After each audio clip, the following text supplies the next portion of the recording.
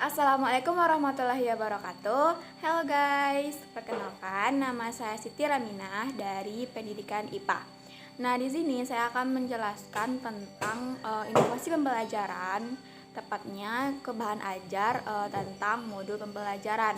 Nah, sebelum itu saya akan menjelaskan terlebih dahulu apa saja poin-poin penting yang akan saya jelaskan nanti. Nah, yang pertama, apa sih eh, pengertian dari inovasi pembelajaran, bahan ajar, dan juga modul pembelajaran.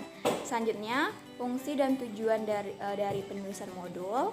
Terus, manfaat pembelajaran dengan modul, karakteristik modul, dan kerangka modul pembelajaran. Nah, disinilah nanti akan ada inovasi baru tentang modul pembelajaran ini. Nah, yang pertama, apa sih itu inovasi pembelajaran, bahan ajar, dan juga modul pembelajaran?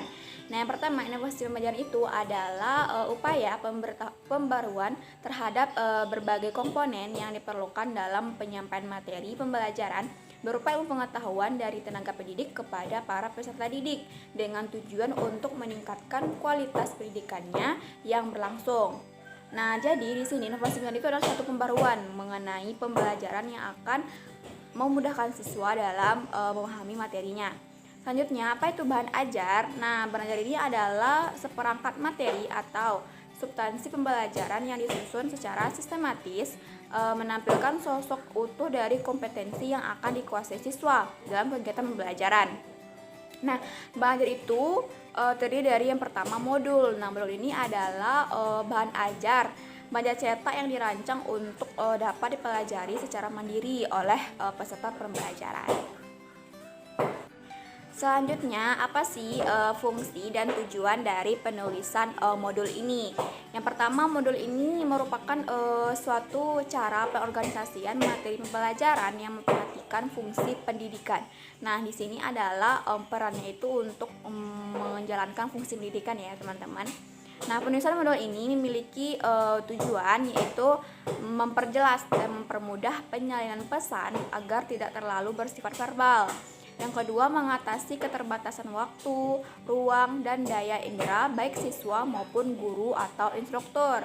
Yang ketiga, dapat digunakan secara tepat dan bervariasi seperti untuk meningkatkan motivasi dan gairah belajar, mengembangkan kemampuan dalam berinteraksi dan dengan lingkungan dan sumber belajar lainnya yang memungkinkan siswa belajar mandiri sesuai dengan kemampuan dan minatnya. Selanjutnya, memungkinkan siswa dapat mengukur atau mengevaluasi sendiri hasil belajarnya. Nah, disinilah peran penting dari modul pembelajaran itu. Selanjutnya, manfaat dari pembelajaran modul atau pembuatan modul ini. Nah, pertama, kita dengan pelajaran modul ini kita bisa meningkatkan efektivitas pembelajaran tanpa harus melalui tatap muka secara teratur karena kondisi geografis atau sosial ekonomi atau situasi masyarakat lainnya. Yang kedua, menentukan dan menetapkan waktu belajar yang lebih sesuai dengan kebutuhan dan perkembangan belajar peserta didik. Yang ketiga, secara tegas mengetahui pencapaian kompetensi siswa secara bertahap melalui kriteria yang telah ditetapkan dalam modul. Yang keempat, mengetahui kelemahan atau kompetensi yang belum dicapai siswa berdasarkan kriteria yang ditetapkan dalam modul, sehingga tutor atau guru dapat memutuskan dan membantu siswa untuk meningkatkan belajarnya serta melakukan remediasi. Nah, apa sih karakteristik dari modul pembelajaran ini? Yang pertama, ada namanya self-instructional, yaitu melalui modul ini seseorang atau siswa itu mampu membelajarkan diri sendiri, tidak tergantung kepada pihak lain. Maksudnya mereka belajar secara mandiri seperti itu. Yang kedua, self-contained, yaitu seluruh materi pembelajaran dari satu unit kompetensi atau subkompetensi yang dipelajari terdapat di dalam satu modul yang utuh seperti itu. Yang ketiga, stand alone atau berdiri sendiri, yaitu modul yang dikembangkan tidak tergantung pada media lain atau tidak harus digunakan bersama-sama dengan media pembelajaran lainnya seperti itu. Selanjutnya, adaptif, yaitu modul ini hendaknya memiliki daya adaptif yang tinggi terhadap perkembangan ilmu dan teknologi. Maksudnya mereka menyesuaikan dengan teknologi informasi yang modern. Selanjutnya, user friendly, yaitu modul hendaknya bersahabat dengan pemakainya. Maksudnya modul itu bisa membuat siswa menyenangkan dalam membaca dan mengaplikasikan materi yang ada di dalam sana. Nah, ini adalah bagian yang penting dalam pembuatan modul nantinya. Nah, ini adalah kerangka modul pembelajaran. Yang pertama pasti yang di awal kita buat halaman sampul, kata pengantar, daftar isi, kemudian langsung ke pendahuluan.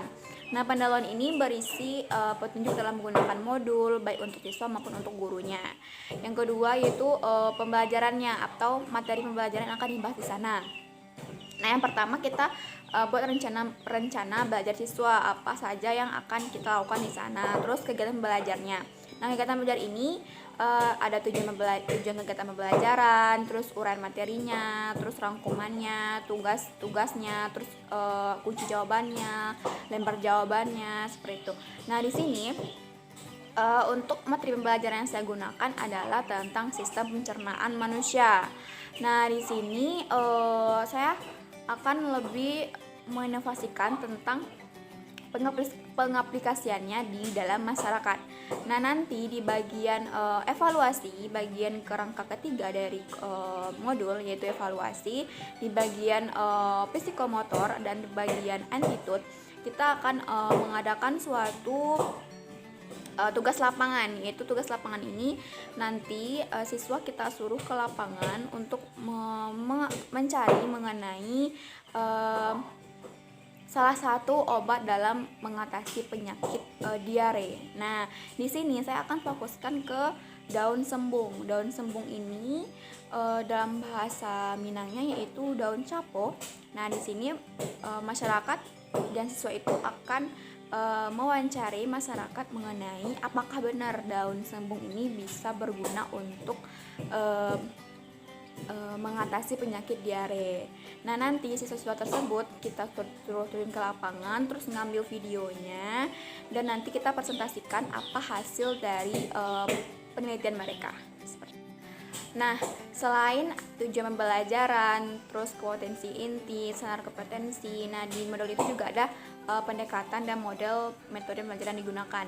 Nah, untuk pendekatannya pendekatan saintifik, sedangkan untuk modelnya cooperative learning dan juga PBL learning. PBL learning ini digunakan nanti bagi siswa yang langsung kerja ke lapangan untuk menilai psikomotor sama attitude-nya. Dan juga metode metode diskusi yang kita gunakan, nanti kita bisa diskusi bersama menampilkan hasil pembelajaran yang mereka dapatkan dari hasil pergi ke lapangan tersebut.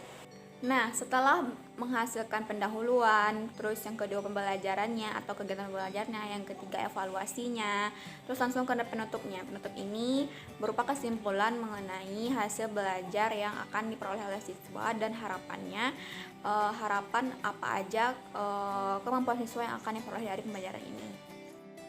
Nah, seperti itulah rancangan pembelajaran atau inovasi pembelajaran mengenai modul pembelajaran yang akan dibuat nantinya di akhir semester. Nah, semoga modul pembelajaran ini bisa berguna untuk kita semua.